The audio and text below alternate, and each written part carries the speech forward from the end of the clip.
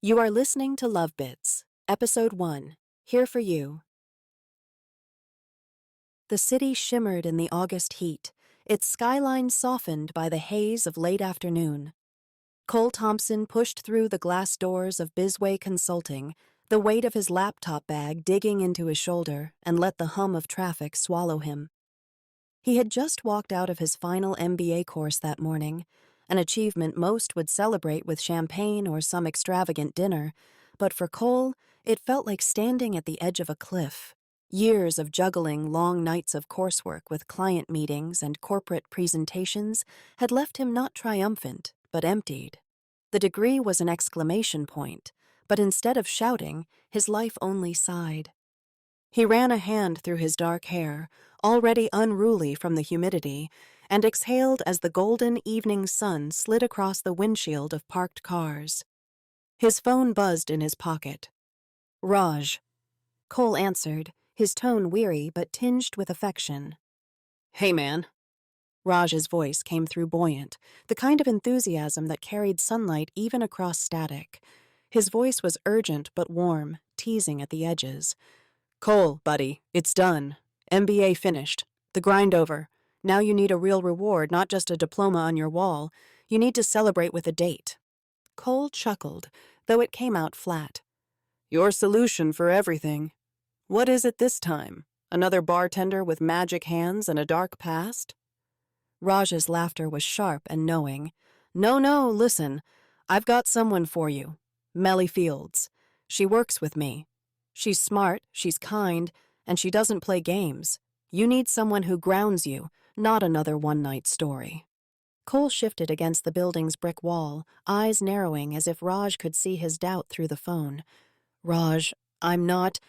He hesitated, searching the sidewalk for words. I'm not in the mood for stable. You know me. I call the bartender who can juggle liquor bottles like she's auditioning for Cirque du Soleil, not the steady girl you bring home to Mom. Raj's voice softened with memory, tinged with quiet reproach. I've been there, Cole. Every breakup, every mess, picking up pieces after you dive headfirst into fireworks that burn out in hours. You deserve better. You deserve someone who won't leave you wondering why you weren't enough. Cole let the silence linger. Beneath his cynicism, a flicker of truth stung. He pressed the bridge of his nose, sighed, and muttered, Not my type. Just think about it, Raj pressed. For me. Cole gave a half-smile no one could see. We'll see. But he didn't see. Not yet. That night, the city exhaled its own music. The stadium swelled with voices, bodies pressed shoulder to shoulder, the air buzzing with the anticipation of guitar strings that still carried decades of rebellion. Cole had come with a few old classmates to see the Eagles, a band his father loved, whose vinyls had spun through Cole's childhood like soundtracks to summer. As the first chords filled the arena, nostalgia threaded through him, loosening something inside. For hours, the stress of consulting and business school dissolved into the collective chorus of thousands singing about lost highways and desperados. By the time the encore faded, and the crowd began its slow migration toward the exits, the night air was thick with the scent of sweat, beer, and fried concessions. Cole split from his friends, weaving toward a side aisle. He was halfway down when he noticed it. A purse, delicate and out of place, abandoned against a seat's armrest like a forgotten secret. He picked it up, its leather smooth beneath his palm, and glanced around. Stragglers shuffled out, but no one seemed frantic. Shrugging, he tucked it under his arm and made for the lost and found. The fluorescent glow of the small booth buzzed above his head as he stepped inside. Behind the counter, a stadium employee looked up with tired eyes. But before Cole could set the purse down, a voice, a woman's voice, cut through the low murmur of departing fans. Her voice carried urgency threaded with relief, hushed but trembling. Excuse me, did anyone bring in a purse? Black leather? Gold clasp?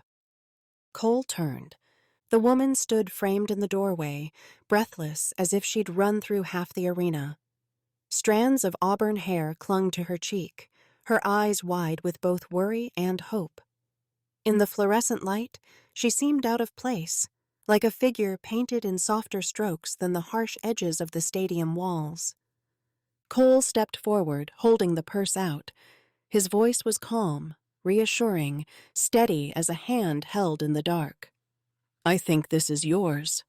Relief flooded her face, and with it a smile that seemed to thaw something inside him. Her voice broke into gratitude, breathless but melodic. "Oh my God, thank you. I thought I'd lost everything. My wallet, my keys, even my phone." Cole tilted his head, studying her for a moment longer than politeness allowed. Then, before he could stop himself, words slipped free. His voice carried a gentle daring, curious but light-hearted. "You could buy me coffee to repay me. There's a diner not far from here, open all night." Surprise flickered across her face, followed by amusement. Her tone warmed, playful but sincere. "That's bold." He smiled, sheepish but confident. "Life's short. Coffee's safe." For a heartbeat, she considered. Then she nodded. "Coffee it is." The diner glowed like a lantern against the midnight streets, its neon sign buzzing above chrome and glass. Inside, the booths were half empty, the air thick with the aroma of bacon grease and burnt coffee grounds. A jukebox hummed low in the corner, cycling through songs no one had requested. They slid into a booth by the window, the city lights blurring behind streaks of rain that had begun to fall. She wrapped her hands around the coffee mug, as if drawing warmth from more than the drink, her eyes fixed on him with the curiosity of someone studying a map. Her voice carried a laugh, soft but weary, like someone sharing a private joke with the universe. "So, tell me, what's it like out there? The bachelor life? Because for me, it feels like searching ancient tombs. So much effort, so much hope, and then nothing but dust and empty treasure chests." Cole laughed, the sound surprising him with its ease. His tone was amused but tinged with recognition. "That's exactly it. You think you've struck gold, and then it's just another room echoing with disappointment." They laughed together, the sound mingling with the hum of the diner. Time seemed to bend, the night folding in on itself as though they had stepped outside its rules. Then, as the laughter faded, her tone shifted. Her voice softened, hushed with vulnerability, fingers brushing across the table to touch his hand. "I'm looking for moments like this. For someone who'll send me flowers on random Tuesdays, not just anniversaries. Who'll sit with me in silence without expecting anything in return. Who will try, really try, to make the world better, even in small ways." Cole's throat tightened. The weight of her hand was light, but it anchored him. His voice was low, steady, awed. "I don't think you sound crazy. I think you sound like someone I could fall for." Her eyes glistened in the diner's dim light, uncertainty flickering like a candle flame. Her voice wavered between fear and hope. "I don't even know your name." He smiled, heart thrumming with something he didn't yet name. His tone was tender, almost reverent. "And I don't know yours, but maybe that's the right order. Connection first, details later." She laughed, a sound threaded with relief, and leaned back. Her voice carried mischief softened by sincerity. "My name is Melly." The word hit him like a stone dropped in water, rippling outward. Cole's eyes widened, breath catching in his chest. His voice emerged rough with disbelief. "Melly Fields?" Her smile faltered into shock. Her voice rose, incredulous. "No way. This can't be happening. You look exactly like the guy my colleague has been trying to set me up with." Cole exhaled, laughter bubbling despite the weight in his chest. His voice was warm, incredulous, but joyful. "It's nice to meet you, Melly. My name is Cole Thompson." She stared at him for a long moment, then broke into laughter, pressing a hand to her forehead. Her voice was filled with wonder, disbelief softening into joy. Fate has a strange sense of humor. They left the diner together, the rain now reduced to a mist that shimmered beneath a lone streetlight. The world around them blurred, but in that circle of light, it felt as if they were the only two people alive. She looked up at him, her eyes luminous. Her voice trembled with urgency, aching with desire to hold the moment still. "I don't want this to end. I want it to last forever." Cole cupped her face, leaning close. His voice was hushed, reverent, filled with wonder. "Then let's make it last." Their lips met, and for a moment, eternity bent to their will. Light cut through the blinds of Cole's apartment in thin, accusing strips. He dressed for brunch in a daze, a pressed shirt and dark jeans that felt like costume pieces for a play where the light had forgotten his lines. The city was washed by a soft, forgiving sun, the kind that made sidewalks smell faintly of hot stone and bakeries release their first hopeful batches of pastry into the air. He reached the cafe early and sat by the window, watching the flurry of quiet rituals, steam rising from cups, the barista's gentle ballet of tamp and twist, strangers smiling without knowing why. Raj arrived late, breathless, shoulders tense as if he'd punched worry into his own muscles. He dropped into the seat opposite, palms flat on the table as though bracing for impact. Raj's voice was quick and forced bright, covering a raw edge with humor. "Before you tell me about one of your bartender encounters, because I can see that post-concert glow on your face, my friend, I need to say this fast. You blew a great chance to meet Melly."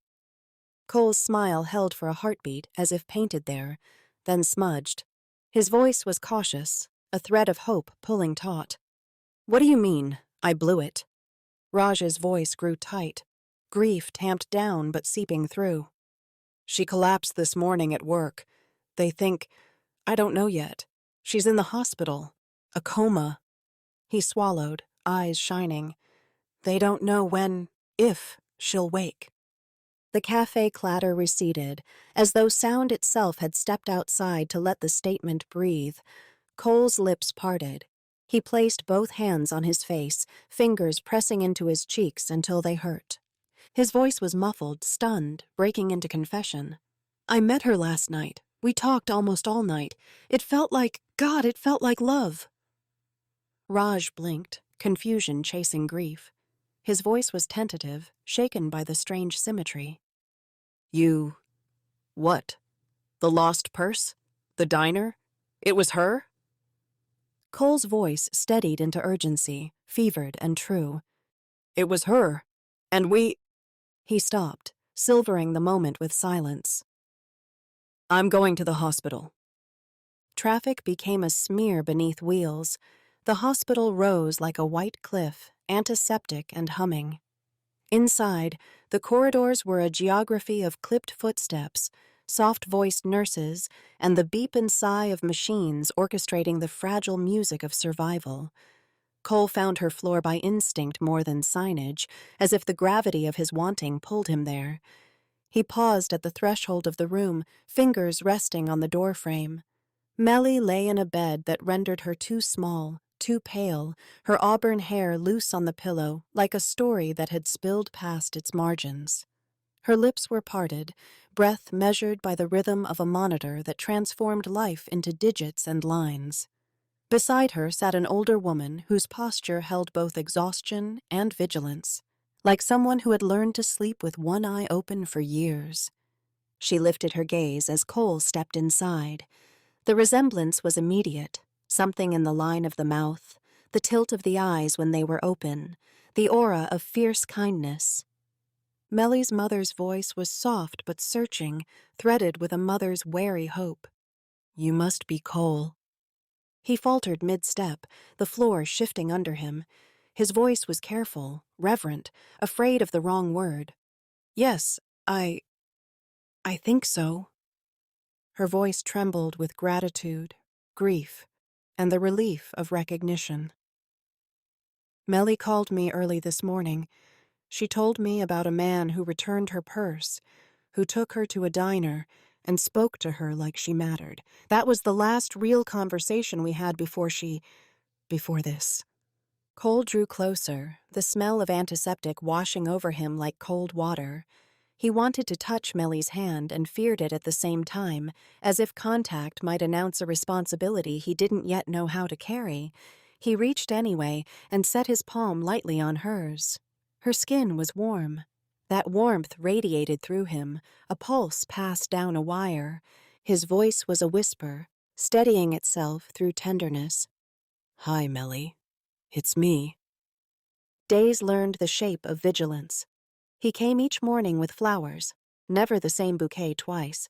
Irises with their bruised twilight, daisies brave and unassuming, tulips like cupped hands offering something delicate. He wrote notes to her on thick paper in tight, careful script. Small stories of the city, a funny thing he heard in the elevator, a memory of the diner he soldered to the page with ink as if he could weld the night to her bedside. He read to her. He learned the rhythms of the room, the nurses who were brisk and kind, the doctor who did not waste words, the shift changes that gave time its simple scaffolding. He learned that the machine's beeping could be a song if you listened long enough, a reminder that the heart was a drummer that refused to quit. Gina, the name he learned belonged to her mother, shored him up with tea and stories.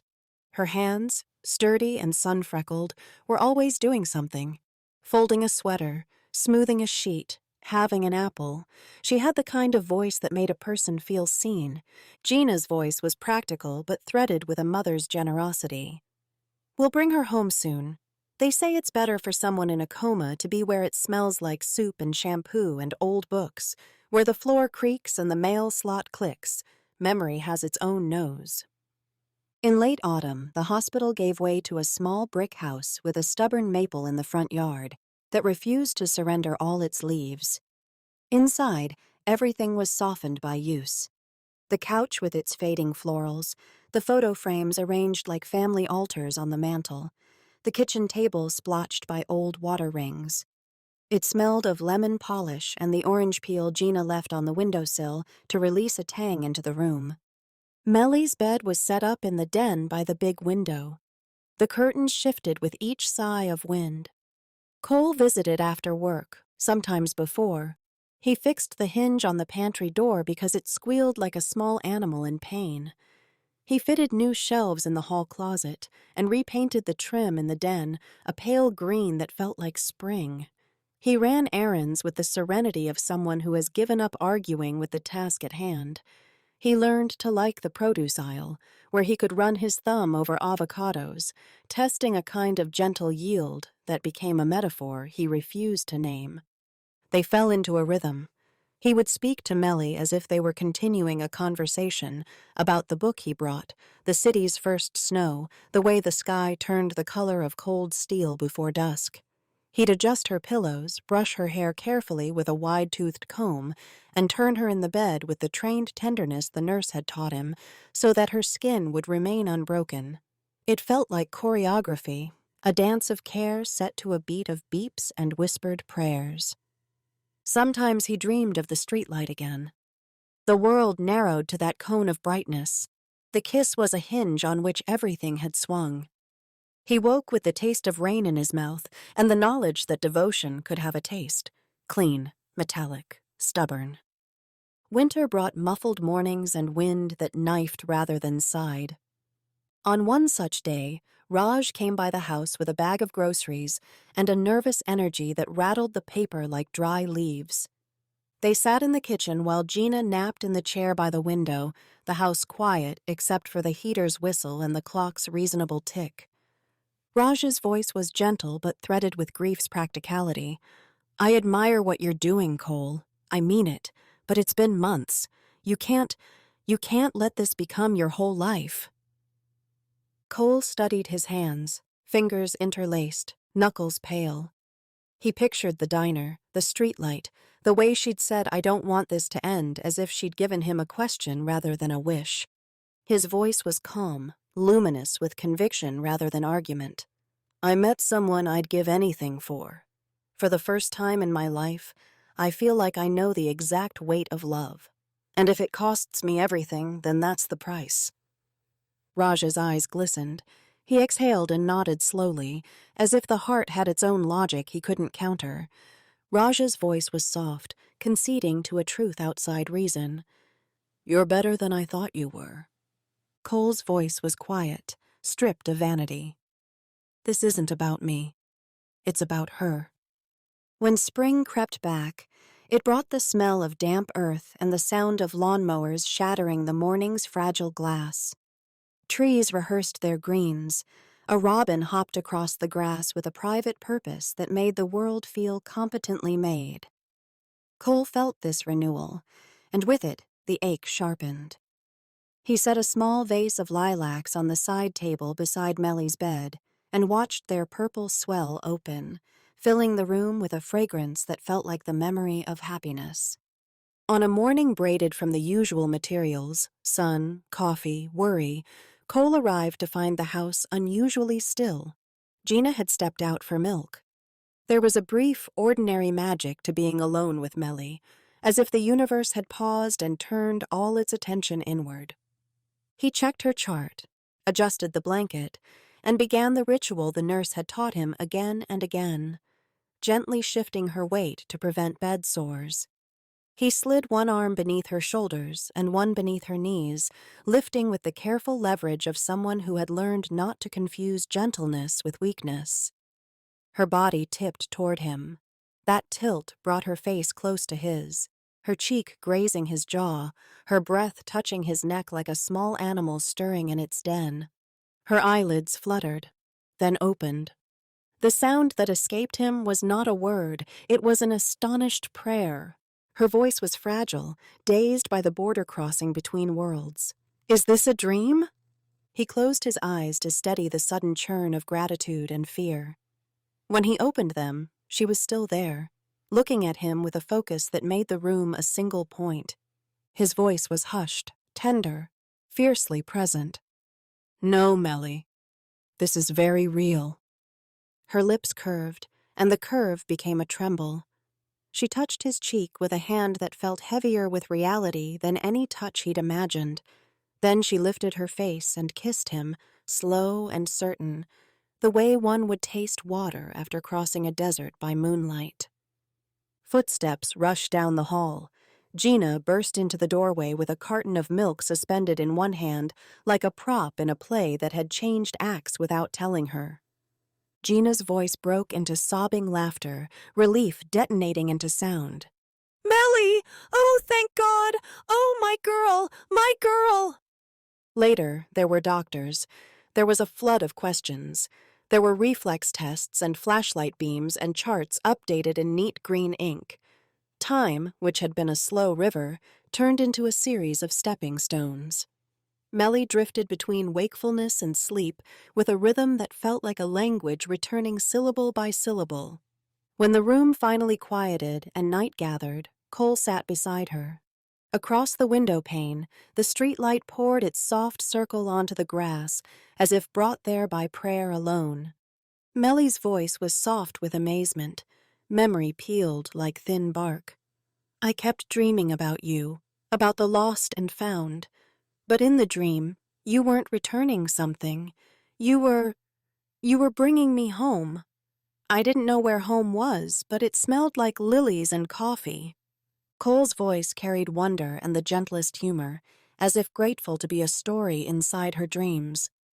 There were lilies, and coffee, and rain. They talked until her lids grew heavy. She slept. He sat, guarding the threshold between her breathing and the wider night. Recovery was not a single event, but a forecast that kept revising itself. Days were threaded with small victories that might have looked trivial to anyone not counting. Fingers curling against a rubber ball, a spoon lifted without trembling, the first rise from bed to chair to standing, her feet touching the rug like she was saluting gravity after a truce. Her voice grew surer. Words stopped being timid birds and became good, loyal dogs that came when called.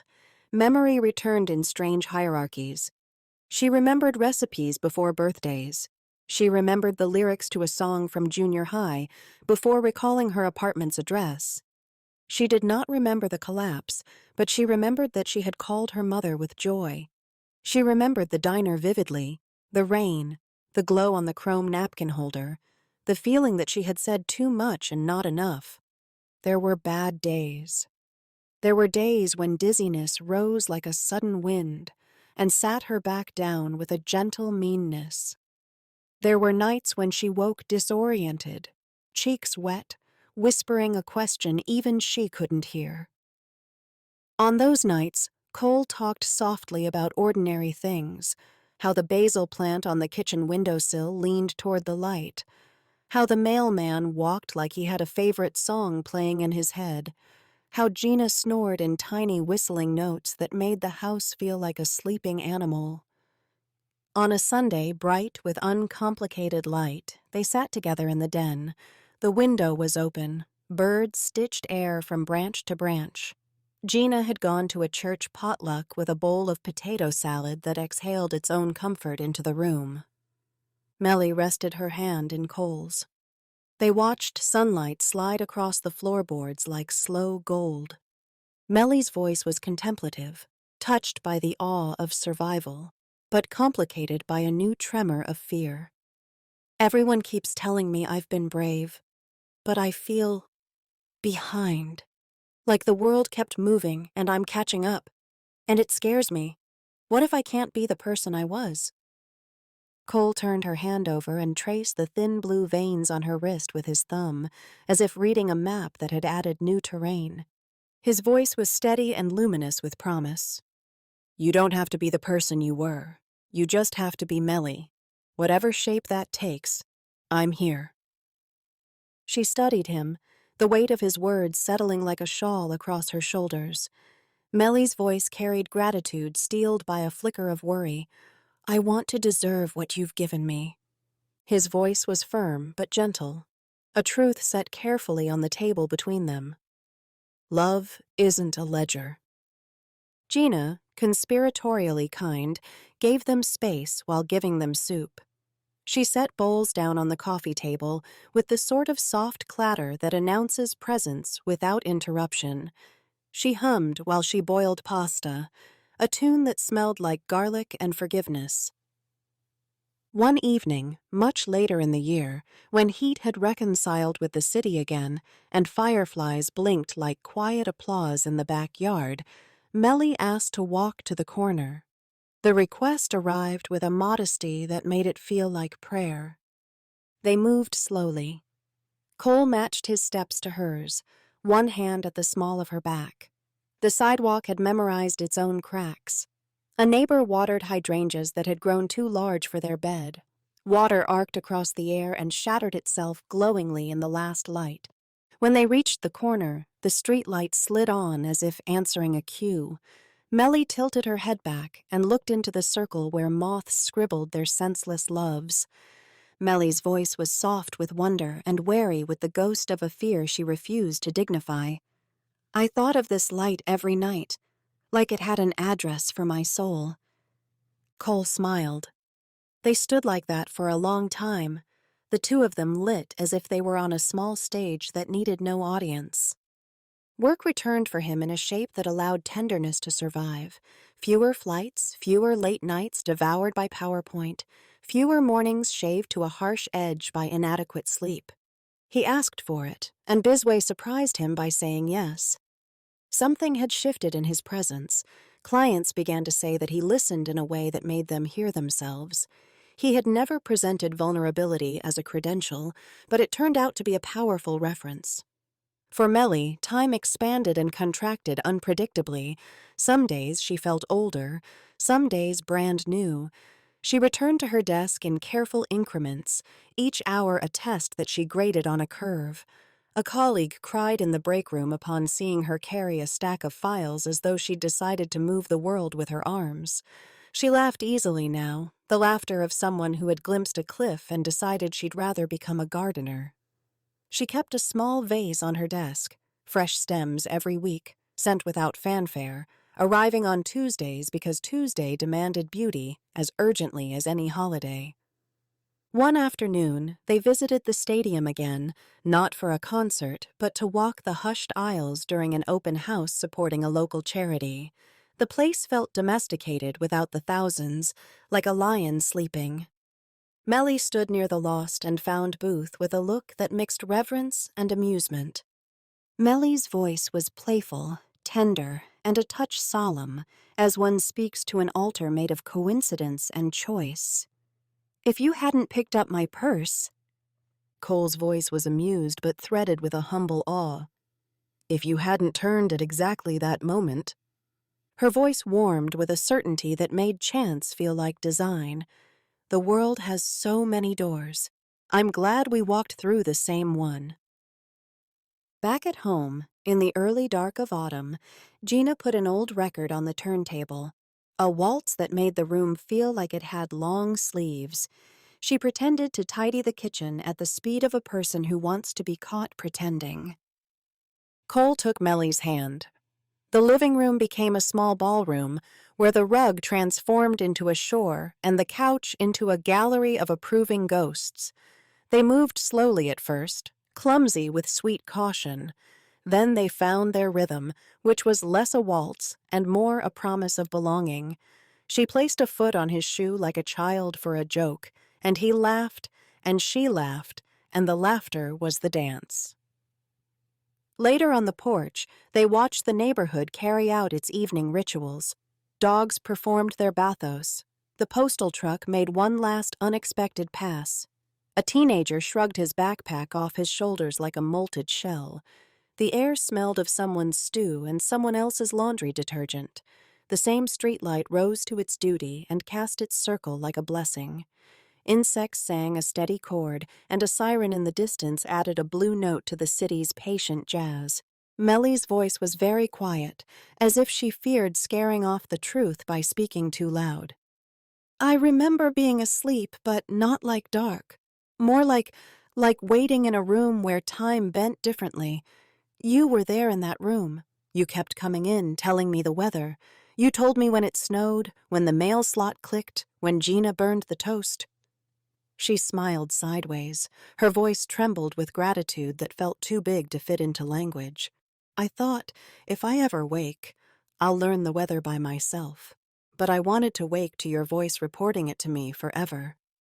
Cole pressed his forehead to hers. The cicada's rhythm reached inside him like a metronome. His voice was hushed, and beneath it, amazed, the sound of a vow finding its shape. "I'll report the weather every day." It felt too soon to call any moment a proposal, and yet everything listened. There were still complications, because the world does not surrender complexity simply because love asks it to. Melly had short spells where panic slipped in without knocking. Her body had learned to doubt its own durability. Cole had moments where exhaustion pooled under his eyes, and he was less kind to himself than to anyone else. They had small arguments about nothing that meant everything, whether she was walking far enough or too far, whether he was hovering or helping, whether they could afford to go away for a weekend. Each time they remembered how to stand beneath their shared light. Each time humility returned them to the work of choosing one another. The first anniversary of the diner found them at that very booth, chrome still bright, jukebox still humming as though it had never taken a breath. Rain sluiced down the window in familiar lanes. The server, unaware she was stepping into a tableau, set 2 mugs on the table with the polite authority of someone who has been refilling cups since the dawn of time. Melly's voice was playful, flirty, and sincere in one braid. "We did this backwards. We told the truth before our names." Cole's voice warmed with delight at the memory, alive with the tenderness of rightness realized late but not lost. "And now the names feel like the least important part." She touched the mug, soaking warmth into her fingers. Melly's voice deepened with tenderness, seasoned with a courage that had passed through fear and kept going. "Sometimes I wonder whether you fell in love with me, or with the idea of me. The version you tended in the den, the sleeping story who couldn't disappoint you." His voice was measured, honest, and fierce with gentle certainty. "I fell in love with the woman who told me she wanted flowers on random Tuesdays, who asked me to sit without agenda. I fell in love with the woman who woke and asked if she was dreaming, and then kissed me like she trusted the answer." Her eyes shone. She nodded, but it was the nib of a nod, a small mark of agreement that was somehow mightier than an exclamation. They finished their coffee slowly, time curving around them like a patient animal. Outside, the rain stitched the city back together. The plan that night, simple and unadorned, was to walk out under the same streetlight that had presided over their first kiss, one circle of light, two bodies, and an agreement with infinity. But when they reached the sidewalk, Cole stopped as if a note had been struck that only he could hear. He knelt. There was no ring box produced with rehearsed flourish. His hand didn't know how to be theatrical. He reached into his pocket and pulled out a small folded square of paper, creased from weeks of living close to the heart. He unfolded it gently and smoothed it against his thigh. His voice was quiet, steady, and full of a devotion that did not need a cathedral to echo. "This is the note I wrote the week after you went home from the hospital. I kept it because it belonged to both of us before either of us could read it together. It says, 'Thank you for the most incredible date. I'm here for you. I'll keep being here for you. I'm asking if you'll let me make that a legal document, not just a note, a life.'" Melly's breath made a sound, a tiny intake that felt like a curtain lifting. Melly's voice was tear-bright, joyful, strong as a bell that had learned to sing again. "Yes." He stood, and their kiss was not cinematic so much as unanimous. The streetlight did its old, familiar miracle, turning the two of them into a world. Gina cried in the kitchen when they told her, then pretended the onions had been ambitious. She called 3 friends who knew how to be both delighted and useful. The house filled with congratulatory noises, from the kettle, from the oven, from the dog 2 doors down, whose bark had always felt like an editorial. They decided against a grand wedding. They chose the den, its pale green trim, its wide window now permanently connected in their private mythology to the border between sleep and waking. Friends stood shoulder to shoulder, forming a harbor of faces. Raj, luminous with pride, handed Cole the ring with the solemnity of passing a torch that burned steadier than flame. Raj's voice was choked and celebratory, half laugh, half sob. "Try not to drop it, man." Cole's voice was joking but reverent, heart in it like a hymn. "I've been practicing not dropping important things." They spoke vows crafted with the economy of those who know that words owe the world not quantity but quality. There was a moment where Melly touched the window pane and closed her eyes. Later she would say that she had said something to the air, a thank you to the part of time that had held her without wasting her. After, music swelled from a Bluetooth speaker that valiantly pretended to be a string quartet. They danced again, slower than slow, the kind of dance that looks to outsiders like standing still, but is, in fact, motion recorded at a human soul's speed. People laughed, and someone told a story about college that made no sense but felt like it belonged. The cake was a stack of frosted donuts, as if breakfast had petitioned to be included in sacredness. That night, after the last plate had clinked into the sink and the last hug had clicked shut at the door, they sat together on the porch steps.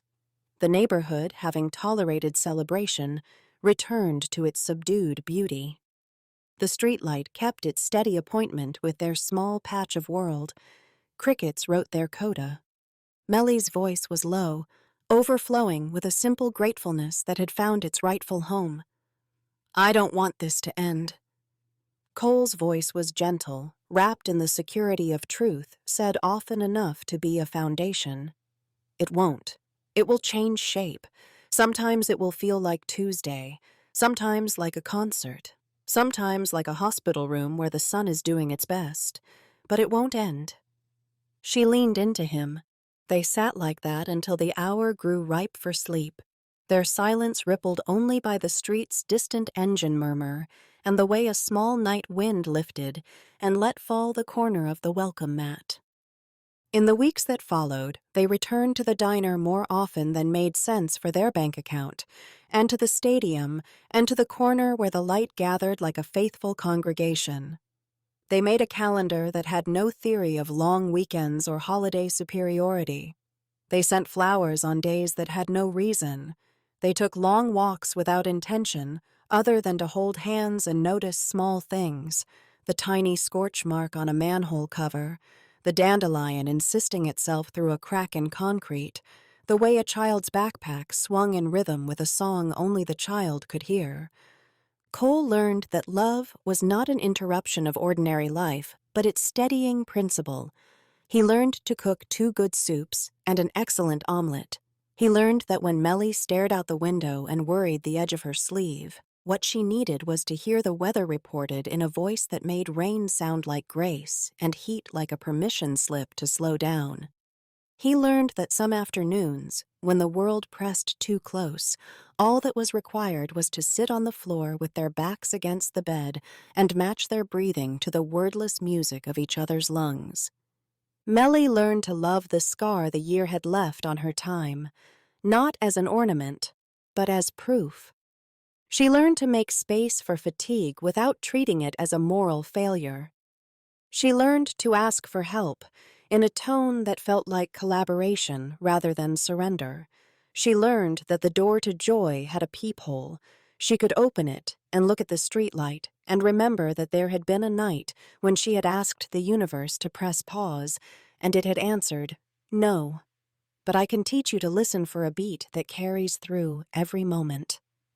On a late summer evening, almost 2 years after their first coffee, the stadium hosted a concert again. This time, the crowd's murmur lifted like a blessing. They found their seats with the confidence of people who knew the map. The first chord dropped into the air, old and new all at once. Cole watched Melly's profile in the pulse of stage lights, the way her eyes opened wider when a note rose like a memory. He thought of the house, the den, the smell of lemon polish and old books, the streetlight. They were all part of one scene that refused to end simply because a curtain fell. Melly's voice drifted toward him, soft and exultant, storytelling mixed with song.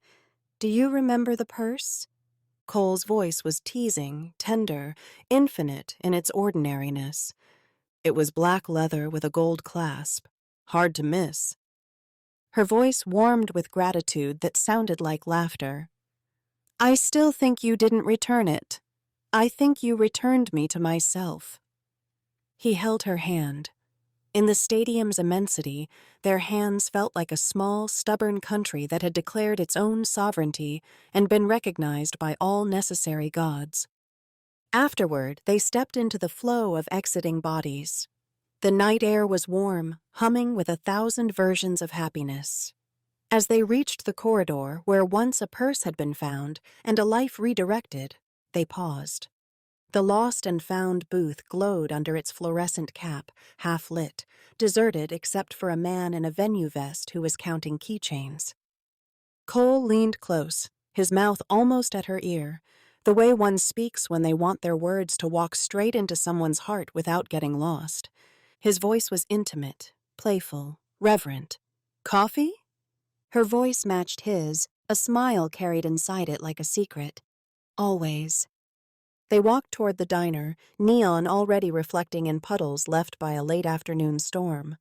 The door swung open. The bell chimed with its weary cheer. They took the same booth. A server who had not been born when the Eagles first toured America filled their cups and left them to the small work of sipping and being alive. Outside, the streetlight did what it always does. It made a small circle of the enormous night and said, "Here you are." Inside, they leaned toward each other and continued the conversation that had begun in a booth a lifetime ago, the one that would not end because it did not depend on the kind of time that wears watches. Melly's voice was content, joyful, steady. "Report the weather." Cole's voice was gentle, amused, sure. "Clear skies. Chance of flowers on Tuesday. A front of laughter moving in around noon. Warmth holding." They laughed, and their laughter braided with the sounds of plates and spoons and a jukebox confident in songs older than their bodies but younger than their love. They spoke in sentences that began with the tone of wonder and ended in the mood of belonging. When they walked back out, the city put its arm around them in the only way a city can, by letting them walk under its light, breathing air that tasted faintly of rain and fried onions and possibility. In the end, and this was the beginning, they went home. They turned off lamps and left one on because someone had once said she wanted not to let the moment go, and so they carried it, humbly and without pomp, into every small, ordinary tomorrow. And every morning, Cole woke and told the weather. And every day, Melly listened as if she were hearing the exact forecast she needed to live by. The subtle note that said, the day would hold, the sun would rise, and the streetlight, faithful as breath itself, would be there this evening to put a circle around whatever they had chosen to hold dear. And each night, before sleep, when the house went quiet and the den's window reflected nothing but the kindness of the room it faced, they spoke not in speech, but in that language of shared air and shared bed and shared history. A dialogue of hands and long breaths and faces turning toward each other in darkness.